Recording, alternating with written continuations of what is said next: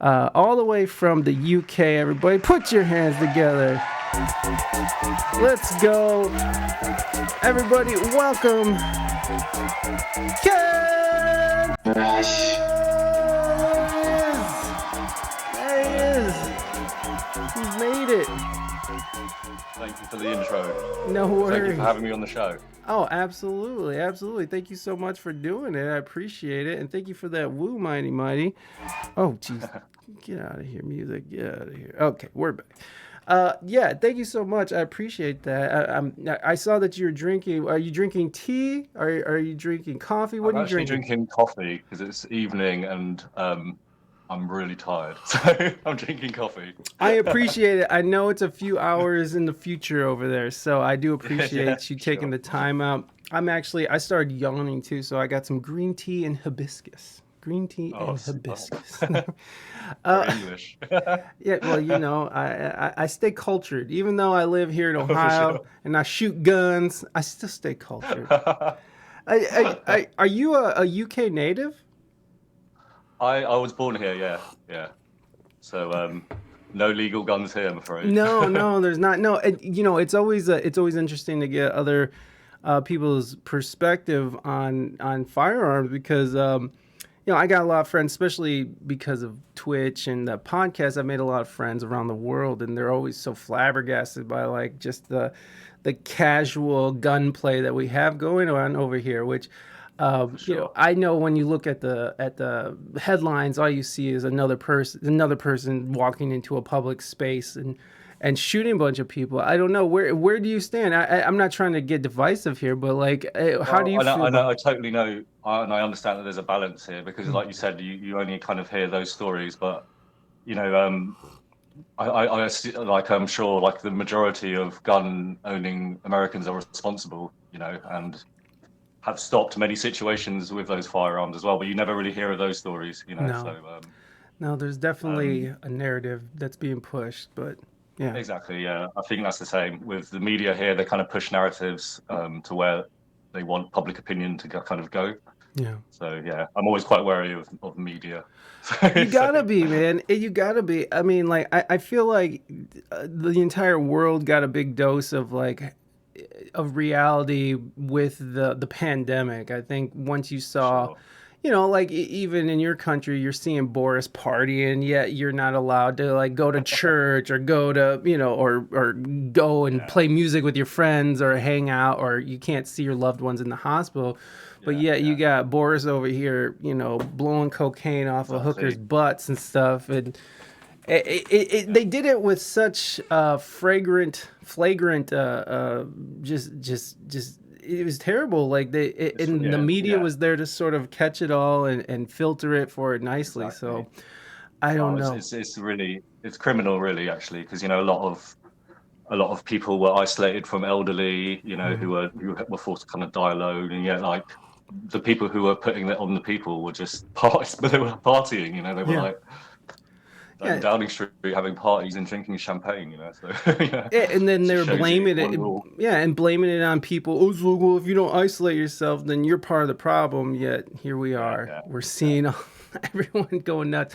Yeah, like I had a lot of family out in California who was just like they didn't even. It wasn't even like a pandemic happened. They're just like they didn't care. They're just, and here in Ohio. I mean, February of 2021, we were open. We were just like, even in 2020, people were having music festivals here in Ohio. Like, they did for not sure. care. Ohio does not care. Yeah, I would like, Yeah, yeah, but in any case, I whatever, I think the perspective to have is to take everything with a grain of salt, right? Like, you can't, absolutely. you Yeah, can't. there's a lot of agendas at play, aren't there? So It yeah, is. It's very strange times. But exactly. Yeah. like you said, you've been making music since 1997. I mean, that's a good amount of time. What got you into music? What was your first instruments? Like, who was your influences? I mean, did you have family? Are you in a musical family? I mean, let Um, me. Yeah, I've actually been making music for a lot longer than that, to be honest. Like, I started playing piano was my first instrument, and I took that up at about age of 5.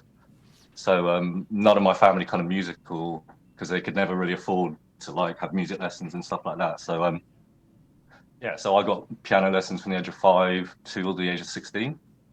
I got to about grade 7. So after that, I kind of like lost interest in kind of piano, and I was getting more interest in kind of guitars, and I was a bit of a grunger. So then that was kind of in the early 90s. I was a big kind of Soundgarden, Nirvana, Alice Yeah. in Chains kind of guy. Yeah. So I started playing bass, and luckily my dad's friend is an old kind of musician. He's kind of like always kind of nearly made it, but not quite. So he had all these instruments like a bass guitar and a drum kit. He had these amplifiers, and he also had this kind of TIAC reel-to-reel 4-track, like Oh back in the day. yes. Oh yes. So yeah, I used that when I was like 13. It's just like write my own riffs and write my own songs, learn to play all the instruments. And then my friend kind of got me big into dance music, electronic music, like Orbital, and we started going raving, Yeah, and yeah. DJing Where obviously were you became in? part of that. Where were you at this time? Were you in London? Where were you? Yeah, this is all London. This is Wow. all London. So So like the London electronic scene was were you doing like the warehouses and stuff like that? absolutely, 100%. We were part of that kind of warehouse rave, free party kind of Were you into like the ecstasy and partying on that level and stuff? yeah, Well, I you would say know, so. it's a Yeah, well. The interesting thing about a scene like that is that it's not just the music, right? It's like the people involved. It's the drugs that are involved. exactly. It's the time. It's the the time of your environment and what's going on around you, and it's just that culture is a response to what's going on. So I mean, the music and the drugs, I think the drugs and the people going and the music is, they're all equally as important because it is a movement. Absolutely, definitely. And there was a definite kind of energy in the 90s, I guess, Yeah. with kind of MDMA and ecstasy. It was really a wave, and like yeah, we kind of rode it quite hard, I guess. We wrote it kind of hard. Oh my God. No, like the thing about ecstasy or MDMA is like it's really fun. It's really like a good time, but then it's like, man, I just feel like my brain is garbage the day after. It's like Exactly. I think the more you do it, yeah. it just takes away more from you, and you're moodier, and Yeah. you never get as high. So Yeah, it's you're always chasing this thing, and it's like, oh man, it was hard. Did you find that the scene itself was sort of taking a toll on you, or was your youth just 100%. oh, Yeah, okay? definitely, definitely. I say all my serotonin was gone. So like I had to have a break, and I guess because I was really involved in the dance music scene at the time, as well as kind of going there. I was working at a dance distribution company, so Oh, okay. cutting vinyl, Wow. DJing. So it's all intermixed, it all Oh, and intermingled, the so drugs, you were the DJing scene. too, as well. Exactly, yeah. So I was Oh, DJing before really I started producing properly, in the studio. So uh-huh. yeah, yeah. And I started a few record labels, cutting vinyl, and like I said, I was working for an independent distribution company. So Uh-huh. we had kind of exclusive labels they would distribute. So I started a label there. I was DJing for them, and that scene was a very destructive scene. I'd say, In which ways? it was fun, but Right. I looked at people who were still doing it at the time. I was young. I was in my 20s. Right. There was people coming in getting records who were like in their 50s, and like state of some of them, and these people had like gurned their teeth off, Yeah, which yeah, is exactly, man. No, it is interesting to see people who are just like in the scene. They're still going hard in the scene. Like, there's like this hippie music scene here. Like, if people follow the Grateful Dead or whatever, or Fish or something. It's like you see these people on the lot. The parking lot is where everybody's like selling their grilled cheeses and necklaces for and sure. drugs and shit. So, I mean, you go. I remember going on tour with the Dead at 20, and then like going to the Dead like 15 years later and seeing the same person like doing the Oh same my shit, god. and it's just like holy shit! Like how did you exist? Like what is your existence like? I don't. Exactly. Yeah. Yeah. It was Yeah. never. Definitely. Yeah, I kind of saw that and always thought in my head, I'm not going to be like that. I'm gonna find something better to do. Yeah. Well, I mean, that's the good thing about being able to throw yourself into work. You can sort of circumvent the party because you're like, well, it's either I go party or I work on stuff that I like doing, or sometimes you try to make them both one, and that never worked for me. I could never party and like work on music at the same time. I have to be. It's like I could smoke weed and make music, but I can't just be like, taking Molly and dropping shrooms and just like, let's go. I'm gonna make music. It's like I don't know how people do it, but it gets done. It's not something that Yeah, yeah. people do it. So whatever. So that's really awesome. Did you ever now? Was the like Manchester electronic scene? Was that a little bit? Were you during that, or was that after that? Um, I did. I went to Manchester a few times to play, so it was quite linked. I mean, at the time, it was kind of a minimal techno scene, Mm. so there was a lot of like we used to rock a lot of Jeff Mills and stuff like that. I'm not sure if you're aware of Richie Houghton, but there was also a lot of kind of London minimal techno. Okay. But Manchester was similar. There was a lot of techno coming from Manchester, but I'm not sure. I'm not sure which Manchester techno scene you're referring Well, to no, be honest. because I guess the techno scene, I guess it wasn't really techno because I'm talking about like the Happy Monday type thing because I know Oh, that there okay, were like okay, late 80s, yeah, oh, early for sure, 90s. for sure. Like, And yeah, it, that was earlier. I would say that was okay, kind of so you're a little bit yeah, yeah, after that. Okay, okay. yeah, for And I know sure. that After wasn't that, yeah. necessarily techno, but it was sort of No, the no, no. beginning. That was kind of the big acid rave kind of thing. Yeah, Yeah, I know that yeah, the yeah, raving thing and that movie, whatever that movie was that came out, for sure. I don't Yeah, can't remember what it's yeah. called. I know what you mean. I also have Yeah, homies in Manchester who were like DJed and stuff during the scene too. And I think what was it what it was called the Warehouse, wasn't it? Wasn't that one of the big yeah, clubs yeah, there? yeah. That's Yeah. right. Yeah. And there is amazing. Manchester's always had an amazing music scene. Just generally. So. It's Manchester's working class. Is that true? Is that a working class type of environment? Um, most northern cities I would associate themselves with working class. Yeah, Gotcha, gotcha. yeah, Uh, they're kind of like Tory hating. yeah, they hate Yeah, yeah, the Tory hating. but then most people do. So. If you could have guns, they would be the ones that had the guns. I'm not sure, yeah. um, the oh, so you were at this time sort of producing and making music and playing these raves and sort of getting in the scene there. Sure, When did things start sort of shift? Like when did you start like making a living off of making music? for sure. Well, it's been quite a struggle, really, because Mm, I mean, when I was young, so this is when I was like 21, yeah. 22, I was working at the music distribution company. I was getting paid to DJ, and I was selling like about 5 to 7 thousand records each release. And Wow, then that's pretty. it kind of all, yeah, it was good. We rode on the wave, vinyl. This was the time when like DJs were getting paid like 100 grand to mix for a couple of hours, like Wow. Carl Cox and even like Armin van Helden, he who couldn't even DJ, he was getting paid ridiculous amounts. He couldn't even beat mix, it was outrageous. It's like Yeah, is it you wouldn't call them a button pusher because they're working with vinyl, but like exactly that right. was Yeah, like yeah. early It was button just pusher guy, just like he just dropping the needle and exactly, then yeah, fist exactly. pump. Yeah, yeah. The kind of guy that was really happy when CD decks came out Yeah. with BPM like measurers. Right, right, right. Yeah. Well, that's But then fun. that kind of died. I mean, like the vinyl was getting, less being sold less and less because the digital era was starting, Right. and a lot of kind of these distribution companies didn't look into the future. They didn't invest in this kind of digital future of like downloads, and so the company I worked for actually went bust. So it all went kind of tits up. Yeah.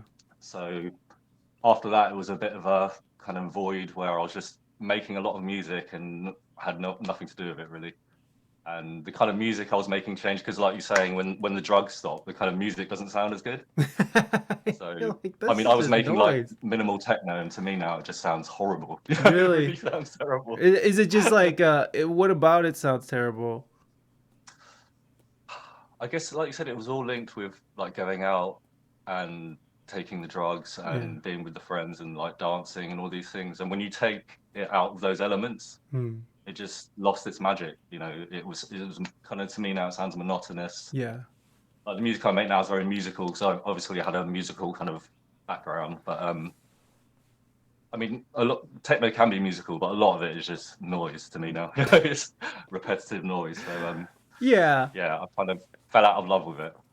That's So I was making interesting. more, yeah, So like when like the whole dubstep stuff started coming back and like they were sort of taking it to another level where you just sort of like not like I don't know, like Skrillex I guess is the big one like that. And even he's like yeah, outdated now, but like yeah, exactly, exactly. That's the thing about these music trends. They kind of, once you're past the trend, Hmm, it sounds dated, you know. right. And I think that about a lot of drum and bass. It sounded really good at the time, but when Yeah. you look, listen back to it, it just sounds really kind of dated. Like it had its time, and then Right. it's gone, right? So, Yeah, but yeah, it's funny when I listen to like beats that people made. Like you could tell, it's like, wow, he made that on a Korg Triton, because you for can sure, even hear the sounds of the time itself, and you're just like, oh, yeah, like these crappy phaser pads that you just like it just it starts out stupid. But what's funny about that is that it's gonna probably all recycle upon itself, right? Like how like I really like the synth wave stuff. I really love Jojo. I can never say his name. Marauder. Like that kind yeah. of stuff. That whole scene back then, and that's huge now, and people just sort of. And at one time, people sort of fell out of love with those sounds, and it became almost cheesy, and people made fun of it. For Like the sure, never-ending yeah. story. That soundtrack's incredible. But like at some point, people were like, "That's just barf," Yeah, and yeah. now it's just like it's genius, and like everybody's on that train. Yeah. Which I'm one of those people, but like I just like that I like that things sort of recycle upon itself. So I'm just wondering when those crappy early 2000 sounds are gonna start coming back, and It's not late coming back. 90s to early 2000 crappy sounds gonna start becoming Yeah. amazing to another generation. I don't know. So It's that true, you're right. I mean, yeah yeah, definitely music works in cycles. yeah Definitely things go out of fashion and then they come back in. yeah. So then when that sort of dried up, when that scene sort of dried up, were you did you start like I was at, go ahead. yeah. Well, I'm quite a prolific artist, so like I need to make music. Kind of it's the way Ah, I express myself. So oh, that's I was sick. making just a lot of music, and this was more like instrumental, kind of like down tempo, I guess. Mm-hmm. Um, and I was just making a lot of music, and it was just staying on my computer literally for years. So I'd release a few albums, Creative Commons with a label, and I actually, with a few friends, we got a digital distribution deal. But again, it went nowhere, because Mm. it was the times are changing, and like it was just very different knowing how to market digital. I mean, we were selling records, it was all set up. All the shops you sold to All and right. the pre-orders and all this thing. It's really difficult and different trying to do it yourself digitally. Um, it's just yeah, and you have to pay out a lot. So Yeah. it was quite depressing, really. So I was making a lot of music, and it was just staying on my computer. I didn't really know what to do with it And it was just until all I kinds of guess music you're making, sort of like how it is. yeah. I mean, I've at the time it was definitely more kind of guitar based, but also with all this electronic kind of element. Mm-hmm. Just from the kind of, I guess, from the learning to make techno, I learned to cut up samples quite well, and just a few things that I've sort of brought into my music, my production, but with kind Ah, of like live instrumentation right. and just started like experimenting around like that. I was big into kind of Warp records. I don't know if you had Warp. So it's like Mm. got Aphex Twin and Bonobo and Oh, that Balls of was Canada. War. I thought that was Ninja Tune. No, no, that was Warp. I think they might have done stuff with Ninja Tunes as well, but they were Warp artists. They were all kind of Warp artists as well. I didn't But yeah, realize so that. I didn't because I love Bonobo and what Bonobo has done over the years. I mean, and it's really interesting. Have you followed Bonobo and what he's been doing?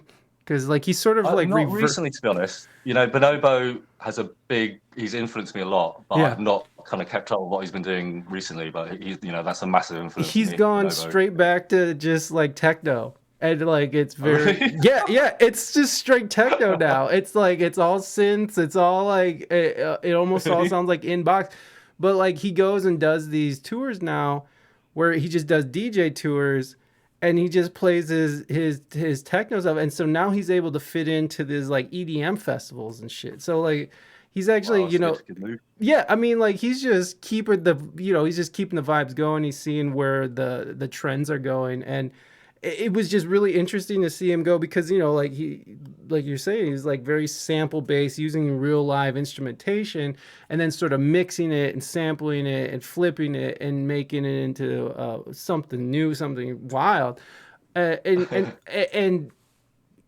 then to see him just sort of go back into his or I mean I'm probably that's probably where he started, was doing that type stuff, and Yes, now it's yeah. just like right back to it, and I commend him for keeping a career going Yeah, for yeah, so long. definitely. It's always commendable when you can um, kind of defy genres and you can kind of like be Mm, split amongst. And yeah, I try to do that a lot with my music. It's quite hard to genreify my music because I'll make anything from like drill to Afrobeat to yeah. pop to classical. It doesn't really matter to me. Well, that's what So was so amazing about going through your catalog, is like just hitting these like dub songs and and then this lo-fi thing. So you kind of always have sort of had an eclectic taste, and the way that you made music was very eclectic, and sort of just drawing from all these different influences. So then you were just making music constantly. What were you doing? Did you have like a day job? Like how no, was? I literally had nothing. So I was Oh, just making it and doing nothing with it. And in well, how'd you support 2012, I had yourself the though? sorry. How'd you support yourself? At the time, I was working, Yeah. so I was actually working full time. So this is again, I was working full time. The music industry stuff had stopped, like the distribution company. I was temping, then from temping, I got full time jobs to kind of support myself whilst trying to like have this kind of music dream on the side. But I should probably mention as well, like I'm obviously being from an Asian family, like having a career in music wasn't really seen as a viable option. So we say so. Yeah, no, So no, no, yeah. when so my parents would see me making music, but they would always say, this is just a hobby, right? This is, you're never gonna. So I always had that in my head, like music is just a hobby. Mm, It can never be more than just a hobby. It's yeah. just a pipe dream to kind of make money from it. But so yeah, I've always had to kind of fight that self doubt, I guess. Mm. Um, and in 2012, my first wife passed away from cancer, so that was a big Oh, kind of wow. defining moment where I just saw kind of like life was too short to kind of doubt yourself. So I just really went for my music. Then I started like researching what to do with it, best places to put it to get the most exposure. And I came across, I'm not sure if you heard the website Free Music Archive. I heard of it through your stuff. Sure. Okay. So I read a few articles from people who had put their kind of music on there, and at the time it was like probably one of the only Creative Commons music sites where kind of independent artists could release music on these Creative Commons licenses, and it became kind of a big resource. There we go. Yeah, that's it. Became a big resource for content makers like podcasters, video makers. So it started getting millions of people come to it every month just to look for music. So I put my music on there for free downloads, but on a license where people can't use it commercially or in a video without kind of contacting me or paying for a license. And I got a lot of attention from there, basically. And that's kind of how it all started. And because I had such a extensive back catalogue, I just started getting lots and lots of streams. Yeah. uh, And lots of interest. So lots of companies would come to me through the Free Music Archive and license music from me. really? And this website's been around for a long time. Yeah, it's been around from like 2007, I believe, Wow, that's really something like that. cool. And Yeah, so you could just sort of post it up here. It's sort of like almost like a exactly. SoundCloud, but for people to like for Now, I mean, it's made for just background music or just to discover artists. Like, Exactly. I mean, it started off just being because they noticed there wasn't a resource for music like there was for like images, for example. So yeah, it started off as being like the resource, and it was mentioned, I think, in one podcast, a big podcast, where lots of people just started coming to it as a resource, and a yeah. lot, and as at the same time, a lot of artists who didn't want to be signed to a label or a publisher, this way we keep control of our music, you know. That's really cool. Now, it's all free music, and but you can get like tips and stuff like that. Uh, That's right. but so this is sort of the start when you start putting your music on here. This is sort of the start of you going into like sync This is licensing exactly. and stuff like that. Definitely, yeah, yeah. Before this point, I had no concept of kind of. I think I had one. My friend who worked for a marketing company or an advertising company. He paid me to use one of my tracks for a video for a quite big company, and that was like the only licensing thing I'd had in my life. Oh, Once I that's nice. started putting my music up here, gradually as a snowball effect, just more and more people. And I think I rode a wave. I was lucky at that time, that specific time when I started uploading here, which was 2014. There was just a lot of people on there, a lot of people from advertising agencies, a lot of people from, like, for example, like the United Nations. Like Yeah. said, there was like people who make content for the United Nations on the Free Music Archive looking for music, for Oh, their okay. podcasts. So they're subscribed to me. The content creator, the podcaster for the United Nations is subscribed to my site. So he uses my music in his podcasts, in their podcasts.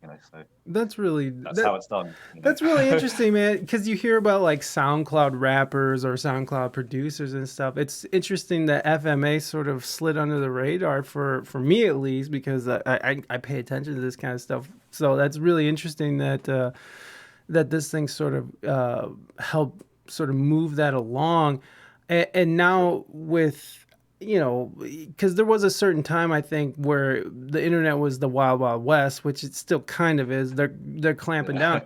but like you could just use music. You could there wasn't really any there was a way to sort of ping onto these copyright infringements, but a lot of people are just using music, just taking music. Oh, I'll just use the Go Go's and behind my surf video or something. It's like, so as soon as things started clamping down, which around 2014, I think that's when they were really starting to clamp down, especially like YouTube and stuff. I remember YouTube, you could sort of still get away with using Yeah, other yeah. people's It's much music harder. and but they were starting to really clamp down on it, and then there was this. So that's really rad.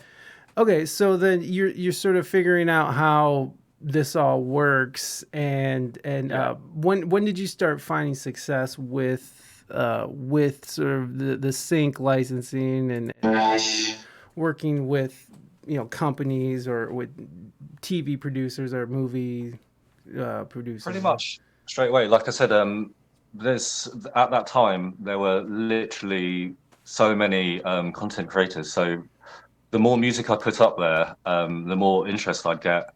And at first, because I had no idea of what to charge, no idea about licensing really. Um, so I would just ask for donations. So at first I'd get like a £25, £50, and then someone gave me like £350. It was a cosmetics company. Oh, And yeah, like, I'll just ask for a donation. And I guess in my head it makes you think I could do this for a living. yeah, When people yeah. like, and this is like my skill. I love making music. It's what I'm good at. It's what I've done my whole life. Why can't I make money for it? So the more kind of interest and the more streams and downloads I got, the more I realized I could do this. So I set up a website because I think it's really important to have a website. When you have people kind of checking you, if they're like content creators, especially if they're for working for a corporation or a big advertising company, the more professional you look, the more likely they are to just come to you and Mm, ask. So yeah. I set up a website, um, and again, it was hard to know how much to charge because at the time, royalty-free music license. Because again, like you said, places like YouTube, content creators want this like royalty-free music so they can monetize their content. Yeah. So they pay for this one license once, and then they can put it in their video, they can monetize their content. There's no royalties attached to it. So that's the industry that I'm in. I'm in this royalty-free Mhm. licensing industry, and this industry is kind of growing because it's very expensive to license royalty-driven music, and you can't monetize your content. Like you could work really hard for this video, use music that's royalty driven, and you can't monetize that. The person whose track it is gets your cash. Right. So it's an attractive industry. Content is growing, so this is the kind of wave that I'm trying to ride now. um so again, through this, I've been in contact with people like Gray's Advertising. I've got a Volvo TV commercial, and it's all, one good thing is that I've negotiated all of this myself. So all of these contacts are contacts that I'm making. It's not a contact that a label's making or a publisher's making. Mm. And essentially, that is the old way of doing things. You give your music to a publisher, they'd have the rights to it. You lose the rights to it Yeah. essentially. And they're making money off your art.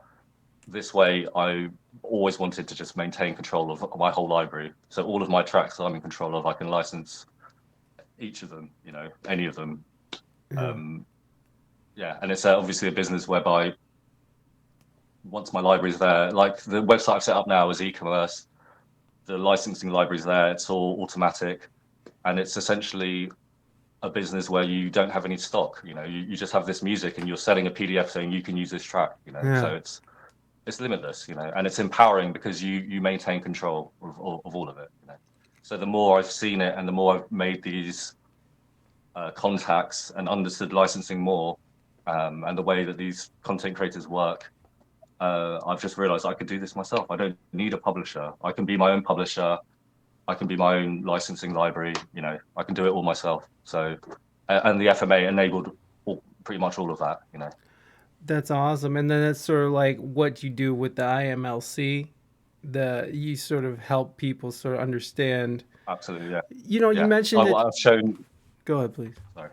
No, no, no. You're good. Yeah, it was just to show other independent artists that they could do the same. Mm. That you can maintain control of your music, release it on a license that you want to, and earn from it, Mm. and earn from it, not give it up to. Yeah, that's the thing. Everything I've earned is 100% mine as well. I'm not splitting it. So it's just about showing other independent artists that they can do the same thing. You know, because as an independent artist, probably as you know yourself, it's good to have just like multiple streams of income. Yeah. Oh, yeah. So to have a website you're earning from, but also be earning from another website, earning from Spotify streams, and all of these things, really just help Right. make your salary, So it's Yeah. just good to have your finger in all these different pies, yeah. So the IMLC is just putting all these amazing artists together, centralizing this licensing library, and because we're all independent and because we all, it's artist to artist, really. It's Mm. controlled by the artists. So it's just a lot more artist friendly, and we can offer things like memberships, these subscriptions that other kind of big companies can't really do. Yeah, man. I think you make a good point there, man. Is sort of have your music under your control, having it available for people to use in various ways, having your fingers in all these different pots, making sure, because it's very difficult to just be like, well, I am just a gig musician, and there's plenty of people who just do gigs and make money, and that's fine. But I seldomly see people just on a ground level artist where I just gig, that's it, like they're writing, they're session players, they're doing all these other things that Exactly. Yeah. that are feeding your monthly bills, because we still have to pay rent, we still have to pay our mortgages, we still have to do stuff. And yeah, it's interesting how people will sort of put down people who do. You remember, you're from this time too, where it was considered almost selling out to have your music on a commercial, and now and now it's like that's what people are going for. Like, man, if only they Exactly. would pick our Yeah. music up for a commercial. Definitely. Uh, Absolutely. it, Yeah. Go ahead. Because I guess back in the day, most musicians thought like the only way you could make it in music was to become famous and sell Right. lots of records, basically. Right. But there's lots of ways of earning money and income in music, from like playing weddings to, like you say, bars, Yeah. but licensing is such a big one now because it's not so many people are making content. Hmm. It's not just like these four TV channels, it's Right. anyone can start making content. So the need for music's just grown to suit all of these kind of different things. Yeah. So it's changing. Yeah, it's ever changing, man, and it's interesting to see people still hold on to certain ideas like that, like those were the best ideas of the time. So that's what's going to be the best idea forever. But That's it, yeah, for but sure. yeah, man, it's definitely one of those things where you should be putting yourself out there on these websites. Absolutely. Now, you have a lot of music. If you were suggesting to somebody who's trying to get into doing this royalty free hustle here, and I'm not trying to denigrate it by calling it a hustle, but it No, it's would. awesome. Yeah, I mean, art it's nice thing. living. Well, I just did. Anyways, the would you suggest them having a large back catalog before sort of getting into this? Absolutely. Definitely. I mean, that's the thing about all the times where I wasn't having success in music. I was always writing. Mm, So I was always adding to something, and that's really important to just keep, like I always use the metaphor of like feeding a plant, right? You have to feed a plant for it to grow, yeah, and you got to feed it a lot. If you really want to do something like music, you have to do it. You just have to do it a lot. You have to yeah, fit it in and do it as much as you can, feed it and keep feeding it. And eventually it will grow, it will keep growing, and hopefully it will flower, and bear fruit. yeah, That's just how plants work, and yeah, it's how it can work in a musical sense if you just keep feeding and doing the right things and feeding it the right things and having the right attitude. That a big thing is my attitude changing, and that actually really reflected in my music because I used to write quite angry techno, and then I used to write quite weird down tempo, and now I write quite happy music. mm, It's changed. So my attitude towards it has changed, and that's important. You can make money from this. There's no reason why you can't. And there's so many ways now, more than ever. To make money from music. There's so many different avenues and so many different websites that can help and have cheapened the process. Like mastering used to be a really, really expensive process, and now it's AI, admittedly, has made it cheap, really cheap, and it's getting better all the time. So do you use any AI mastering, or I do you I all your do. I've used eMastered quite a lot, mm, and I'm quite happy with it. To be honest, it's quite impressive. I know it's a big debate, and the human ear is definitely the preferred thing, but I just can't afford it. yeah. The amount of music I make, it would cost me thousands a month to master them. Yeah, So to use to master music that may or may not ever be used or picked up by exactly, a company or an artist or a content exactly, creator. It's exactly. like, It's a lot to, yeah, yeah, yeah. yeah. I've found, like, because I'm on the podcast itself is on SoundCloud, so every month SoundCloud gives you a certain amount of mastering that you can do Okay. for free, and I've found really good success with the I forgot what it's called. I guess it don't matter, but it's still like this. I don't know, man. You get 5 masters a month, and I work. Me and my wife both work together in writing music for different artists, and so like if I'm doing mixing and mastering, I'm writing, mixing, mastering the whole thing from start to finish. You know, I don't. I've already put in all this work of mixing and recording the music, and sometimes we get somebody just singing into their iPhone, and it's like not even on key or anything. We're just sort of trying to figure out what they're going. So you're sitting here writing around this after you put out all that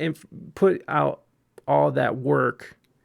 Now it's like now you gotta go and master it, and it's like, man, anything that sort of cuts down your time and your workflow and gets the job done, I think is the right way. Like, Definitely. again, like, I think I've learned that. Yeah. yeah, go ahead, please. Sorry. Yeah, I think I've learned that from, working in the vinyl distribution company and them not looking at the future and just going bust. It really taught that lesson that you have to like embrace the future, Mm, because you can't change it, yeah, So you might as well use it to your advantage, rather than try to fight against it, So yeah, Yeah, it's silly. It's silly for people to just hold on to their little beliefs and like this is it. This is it's like the person who bought like an iPhone 1 and was like, "Well, this is the best it's going to be and I'm just going to hold on to my exactly. iPhone 1. It's not going to get any better than this." No, have you seen what's going on with Google and Music LM and the text to music AI that they're doing right now? Yeah, yeah, yeah. I've heard of, yeah. I've even, because there's like AI music licensing sites now. Oh, So I what I do basically, but you can get AI to kind of do it for you. So I've been on a few of the sites to just have a look and see what's going on. But I'm not worried at the moment. But that might change. no, you're right. You're right. No, because I was a couple weeks ago. I was talking to a composer who does compositions for like, like movies. He lives in Los Angeles and he's worked on like The Lion King and he's worked with Oh, Hans Zimmer and amazing. what's the guy's name that did the Simpsons theme? Shit, I always forget. Anyways, he's worked with a lot of great people, and so I asked him sort of the same thing. Are you worried about AI? And he's like, not really, because it's sort of such a it's kind of weak right now. But do you foresee it becoming a problem? Do you see it for becoming something more than what it is now? Well, it will definitely become more than what it is. Do Will you it be a see it problem in music? encroaching on your bottom line? I think just by nature, I'm quite flexible, and as things change, I will just try to embrace it and change what I'm doing. And I think there will always be a human element that AI. I mean, AI has to learn off humans, right? It has to like be Yeah, fed music made by humans. So yeah. essentially, it's learning from us. And I think we're given a lot of kind of like dystopian AI futures, but I don't kind of feed into kind of fear. And Mm, I've even been using Bard. I've been talking to Bard. mm, mm. The Google Yeah, AI. yeah. And just because it's learning all the time. Mm. So why can't we teach AI compassion and understanding and all these things that Well, I that would think scare the elites? And the other thing about AI as well, especially things like Bard, they can't really lie. So if people are telling them things all the time, like you're wrong, and yeah. you know, and then recently the elites are saying that they're scared of AI and we should stop using it. Mm. Why? Is it because Yeah, it would because they're not reveal gonna. too much? Well, I don't think that they're gonna. That's the thing too. It's like you got all these people like Elon Musk, which I still don't know if he's like the great savior or Lex Luthor, but like Oh, he's but like he. I don't know. I don't see people who are billionaires who have access to this kind of technology not using it themselves either. exactly. It's sort of like we get to use it, but you don't because we don't like how it's it's laying it That's all true. out. Yeah, And yeah, yeah. I Music LM just sort of came live for everybody, and I actually got it pulled up here. I'm interested in just dicking around with it just a little bit, just to see the interesting thing about Music LM too. And this is what I was talking about with Stefan, the composer out in Los Angeles, is that it's there's cues, there's emotional cues and stuff that go into movies or commercial, and like there's crescendos at certain points, and he was like it's as of right now it's hard to sort of dial that in, but that's not even true because with Music LM they're showing examples of how like you can you can type it in at 6 minutes and 7 seconds. I wanted to cue into a chase scene, and here's that. And I thought he made a good point that maybe this will be something that's really useful for like maybe directors, and to be able to be like, I want music like this, and then being able to type it in and then send it out to a Sure. composer for them to sort of interpret it however they see it to be cool.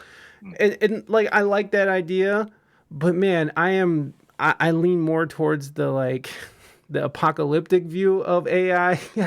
I'm drinking the Kool Aid, and just well, I've seen the thing is that nobody wants to think that this stuff can happen, like our jobs being lost to automation. But I'm from an area where that's exactly what happened. You know, I live a few miles. I live like 40 minutes south of Detroit. So Detroit was a Of big course. automotive. Yeah, It was the yeah, automotive capital of the world at one point, yeah. and one by one you see jobs being lost because of automation, or the company ships overseas or down to Mexico where it's cheaper to produce uh, the cars and stuff. So we've seen it firsthand. And then when you think about, you know, a blacksmith or something who used to always be making, you know, horseshoes or whatever that the blacksmith did, uh, they no longer have really a place here anymore, or people who took care of horses and when cars came. So there's all kinds of examples of how these things can sort Definitely. of, but then, Absolutely, yeah. but beyond that, there's always seems like people sort of adjust to it.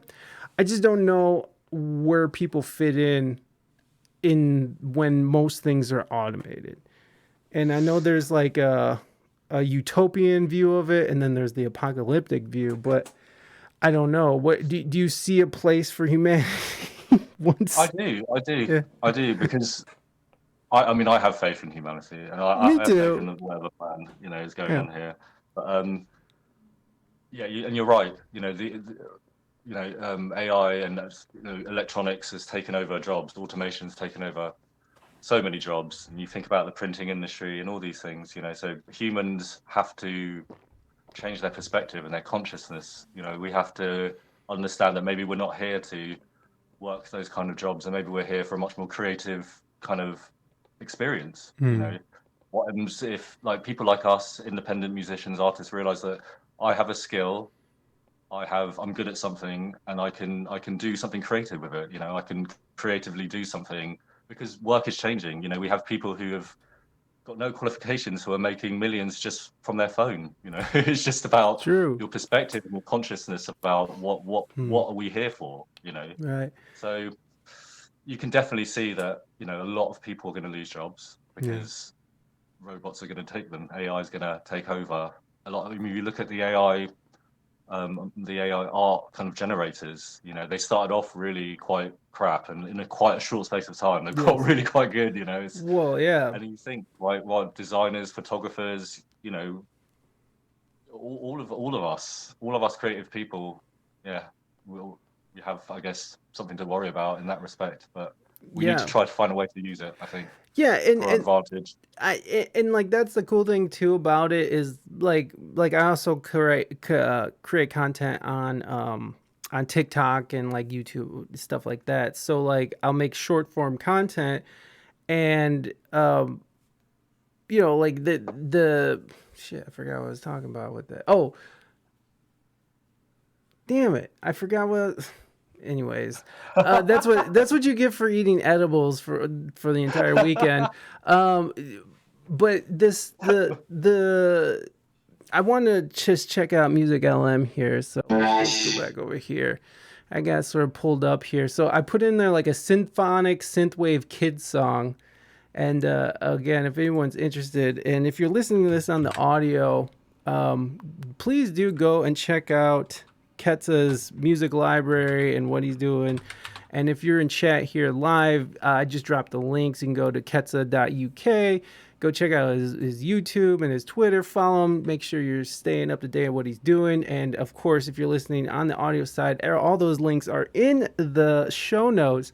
And I'll also drop a link to Music LM so you guys can kind of get an idea what we're doing here. But so let's see. Symphonic. Oh, let me share this with you. Uh, so you can hear it too. And then here we go. So this is Symphonic Synthwave Kid Song. Let's see how it goes. Let's see how it goes. Oh my god.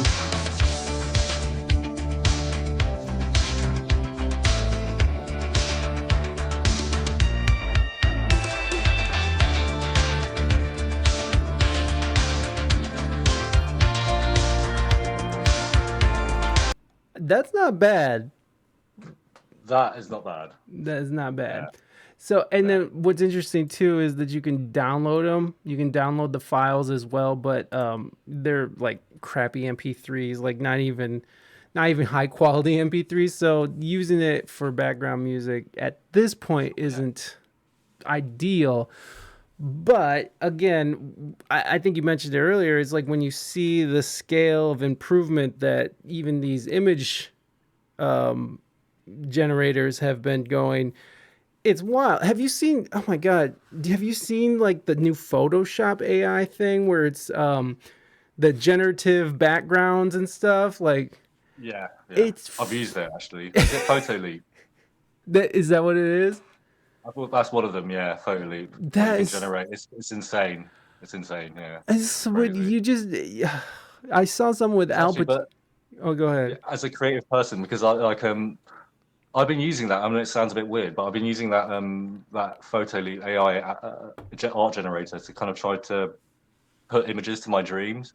Oh wow. So because That it's so creative. You can like type in like what you dream about and then come up with an image and like manipulate it. It's pretty cool. that is rad. No, like I remember what I was saying earlier because I do short form content for like TikTok and stuff. I've been using AI to generate ideas or even stories or Oh, like even unreal. collect stories like cuz you can prompt it to be like top 10 current trending music stories that Unreal. and they'll give No, you like a that's it. list of it and then you can turn a story into a script. And I don't always go by the script from AI because sometimes it's stupid, but you can turn it, Yeah, you can prompt these things into different just like you're saying, we got to figure out how we can use these things in our benefit and not look at it like, definitely, oh my god, they're taking my job. Now this right exactly. here, Music LM does scare the shit out of me because okay, with the idea of these image generators, right? Like how many people on Fiverr are going to be losing money because they're somebody's going to be like, I need an album cover. I know. I'll just go on AI image generator. I have so many friends who have just used AI imaging for their album covers. And Oh yeah, there's an artist out there now that's going hungry tonight because of that. And that's true. and then so you have this again in its infancy. That symphonic synthwave kid song was pretty fucking good. Let's hear the track because they give you two options. So let's hear the other For one. sure.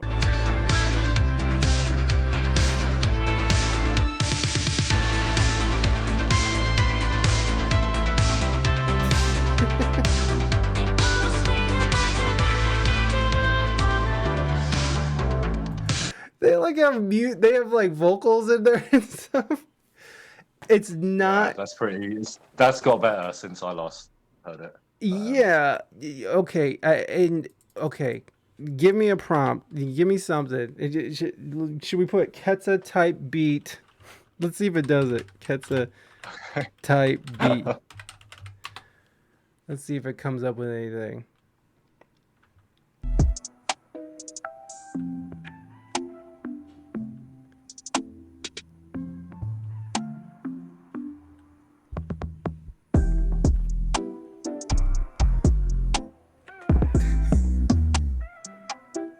I don't know.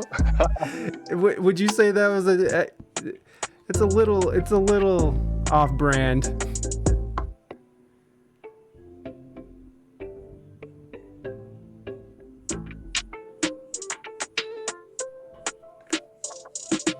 I mean, I'm not worried about those. Yeah, they're not taking Katz's job anytime soon. All right, we'll do one more, and okay. How about a lo-fi metal reggae tune? Here we go, lo-fi metal reggae tune. Let's see what happens.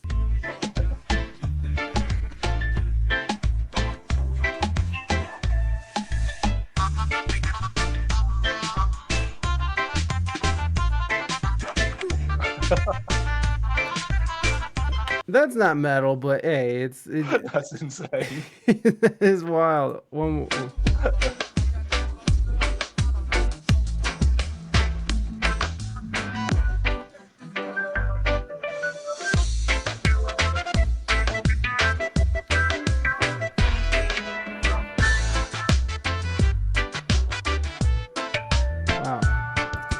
mean, it's wild, man. It's wild. That is pretty wild. I mean, you wouldn't, yeah, you wouldn't if someone said that they'd made that a human, you wouldn't really disbelieve them, would you? No, no, you'd be like, no, that makes sense. That sounds right. that sounds like you made that. Um, no, it's a it's I just feel like in the next like 5 to 10 years things are just gonna be really crazy, and I'm hoping for the best. Definitely. We'll see. I try to stay optimistic on this whole situation because I've a child, and I don't know, do you have Yeah, any me too. kids that Yeah, I've got a child. Yeah, yeah, I mean, I've got a boy. yeah, dude, boys are awesome. Nothing against girls, but boys are awesome. I like 'em. I have a son too. He's a Oh, little badass. So you think about the future and you don't want to see a dark, apocalyptic future. You want to see something. You want to tell yourself things are going to be good. yeah, Um, yeah. the, Yeah, yeah. I think I think they can be, and I yeah, think a lot we create from our mind, right? So what we hold in our mind, we can make true. And I think if we all have this kind of really fearful, like dystopian view of what's going to happen, like control and all this kind of stuff, we'll create it, But why can't we imagine and manifest a really good future for our children? I think the elites and the people who control all these agendas, they probably wanted to be further along on this kind of Agenda 2030 thing, yes, COVID passports and all this kind of stuff, mhm, but especially in England, they didn't get it. yeah, They really didn't get it over here. All during lockdown, there was plenty of. I attended a march with like at least over 1 million people, definitely. In central London, and they didn't even report it. There's a real movement here where there's a lot of people who are just not going to do what they're being told to do. So we'll see how that develops. But like I said, I've always got faith and I've always got hope in this journey. And like you say, our children are our future. So I don't know about you, but I'm home educating my child we because are. there's a really good home ed community where I am. So Oh, that's it's cool. amazing. It's grown from 3 families to over 100, in about 2 years. So Wow. Yeah, it's a no, movement of yeah, people who are willing to educate them. Because I know kids who are at school and they're being taught here essentially to not think, mm-hmm. to not question anything, to accept what they're being told as fact, and there's no critical thinking going on anymore. And it's quite. I don't. I think a lot of parents can see it. It's not the education they want their child to have anymore. Yeah, like critical thinking is almost on like the level of you're a conspiracy theorist, and then the next step is like you're this far right extremist, right? Because Exactly. Yeah. you're Yeah. thinking you don't think like how we're telling you to think, so you must be someone. And Yeah. over here we'll Exactly. call So them, you're racist, yeah. So basically. so you're a fucking bigot. Oh, okay, all right, Yeah. Yeah. I get it. I fucking get it. No, Yeah. it has gotten to that point, and yeah, we are homeschooling our child, and Oh, for that same amazing. for that same reason, man, it's like we honestly don't like what we're seeing, and I think for again like the pandemic really opened a lot of people's eyes to how much fuckery is going on in the state or on a federal level, on a state level, on a local level, and how Sure. the media and all these like international conglomerates are sort of controlling what we can and can't say or think or see on TV. Man, I had Yeah. like you said that you guys had almost 1 million people out at a march. You don't hear about that. The Yeah. protest in France, like you don't hear about these things. Yeah. Exactly. You You, don't. You don't. But you, what's amazing is that they can. There was no publicity about it, but all the people there knew about it. mm-hmm, And like here they're building like super prisons and stuff. They can't deal with like 100,000 people not wanting to do what they're told. There's literally millions of us here. mm-hmm, They've had enough. And like you said, these things are becoming more and more transparent. These political people, they don't represent us. They're representing their agendas, their globalist masters or whatever. They are going to do things like over here now. They're doing this kind of like ULEZ. So they're like older cars have to pay £12.50 every day just to drive, and they've got cameras everywhere to like, so this is the kind of thing they're doing, and they're trying to push it to this a pay as you drive scheme, so Wow. that you have to pay to use your car. This is what they want. It's all part of their kind of like green agenda or Right. whatever they want to call it, but it's all about control. That's what it seems to be, and it's quite transparent, you Right. know. Yeah, So and it sucks too that they use these movements like the green agenda because I mean, you talk to any, most musicians are pretty liberal and open-minded thinking and yeah, we don't want our environment to go to hell. We don't want, like I don't think you're out there spraying Aquanet into the ozone, fuck you. It's literally we want the same things, but I think what's happening is they're being sort of co-opted and used to definitely, sort of to push absolutely, this weird control that definitely. they think is Yeah, gonna be okay. It's like you got like weirdos like at the WEF, whatever that dude's yeah. name is, dressing up like Darth About Vader. Frog. Yeah, Yeah, he's like a James Bond baddie. he is. He's like what the hell is even going on here? It's like they're not even trying to hide it anymore. No, they're not. That's the thing. They're not hiding it. They're literally like flying private jets in record numbers to Davos, Yeah, eating on like Wagyu beef, telling you to eat bugs and turn the temperature down in your house. I yeah. mean, it's Yeah, no, it's wild.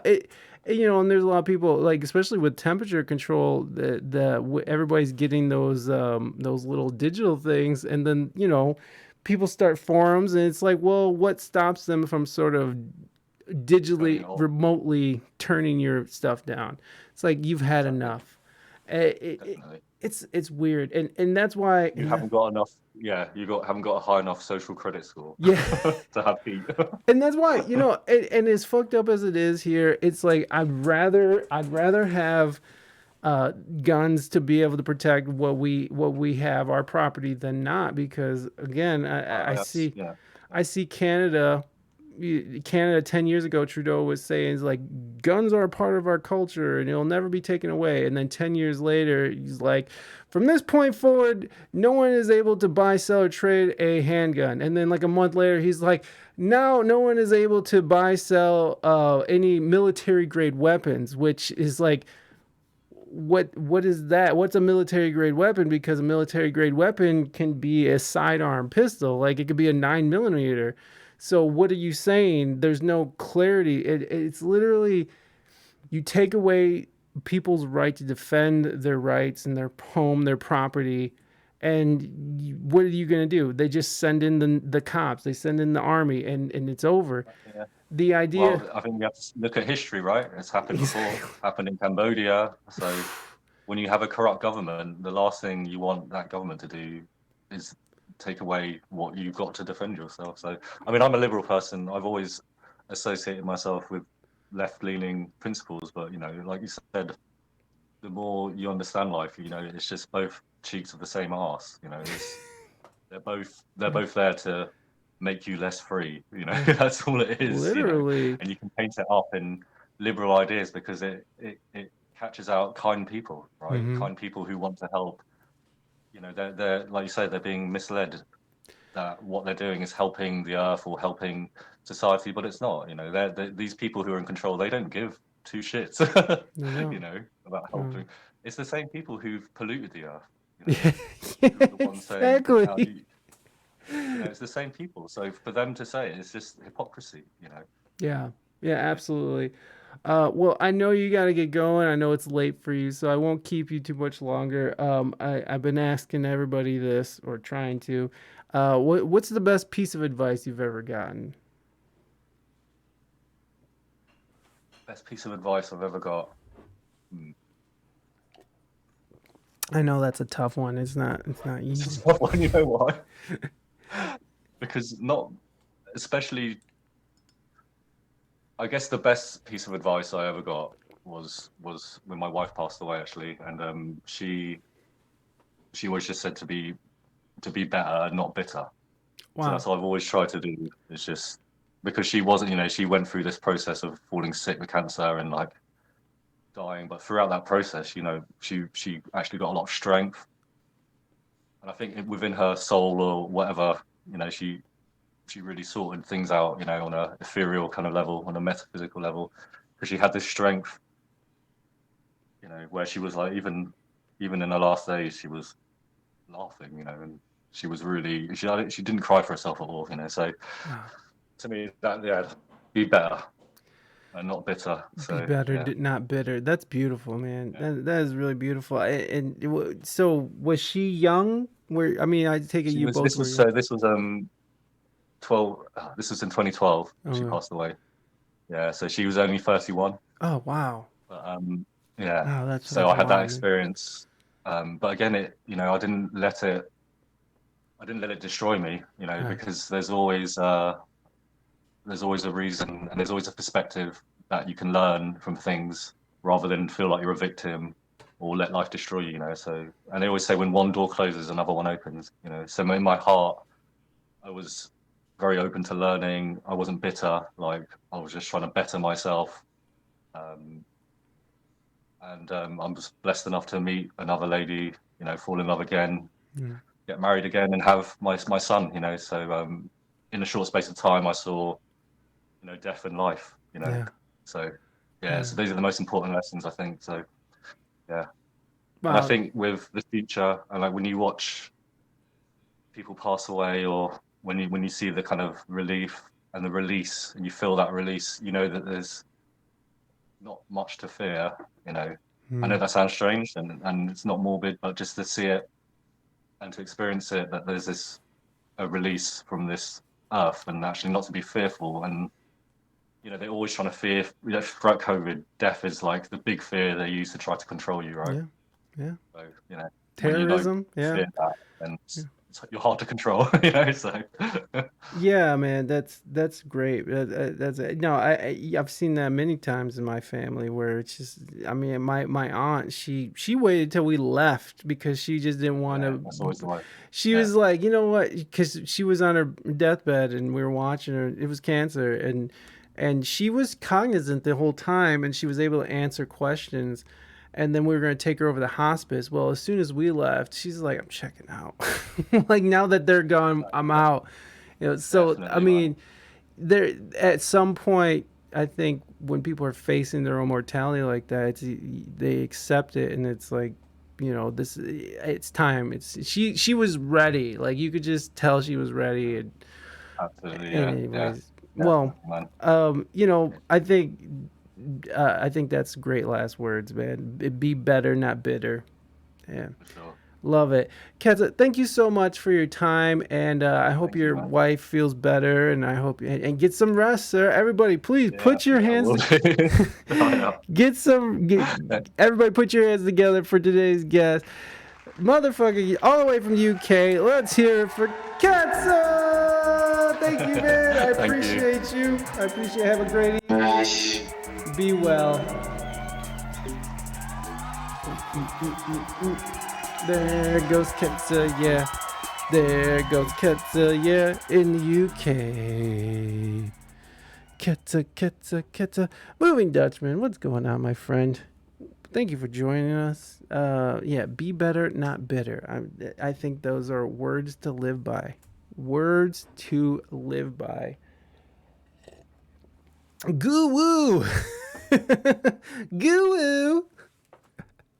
Movie Dutchman, I hope you're doing well. How you doing, buddy? Um, Same counts for this beer. Be better, not bitter beer. You know what? My green tea is not bitter because I didn't let the leaves soak for too long. Because if you let the leaves soak for too long, it becomes bitter.